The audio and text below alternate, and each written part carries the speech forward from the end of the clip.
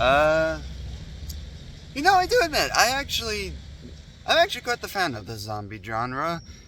Um, Although it isn't really as big as it now was, as compared to what it was like in the 2000s, I still have quite the soft spot for it, and it's nice seeing that it's still doing all right.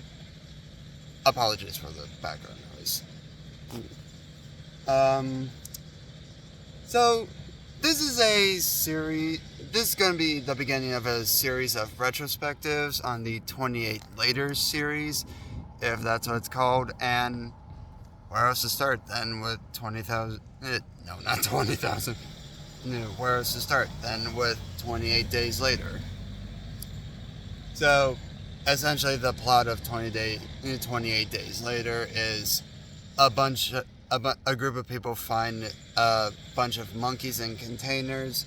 However, those monkeys are containing a virus called the rage virus, and one of them gets infected by it, and it leads to a series of events where the rest of the group gets infected except one, and he ends up in a coma for 28 days, and he wakes up only to find much of London completely abandoned and deserted.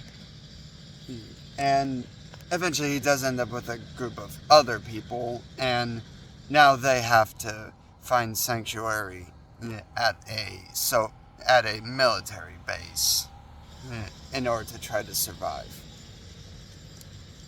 Now, I do have to admit, I actually watched this movie on a DVD copy from my local library, and the quality looked really bad, or not the best, but it honestly made it more atmospheric because for a movie of such a what looked like a really small budget, kind of fits the tone of the movie actually, and I was fine with it. Um, as for the characters and story, I like them. It it, it is interesting to see how they try to deal with this, the loss they feel, and their struggle to survive, along with losing the ones that they cared about deeply. And I won't give away everything, but the performances were also really good. And in terms of the acting for the zombies, well, it's convincing.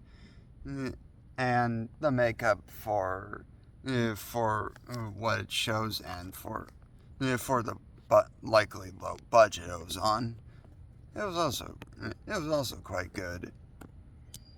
It is quite grotesque, like most zombie movies are, and obviously not really.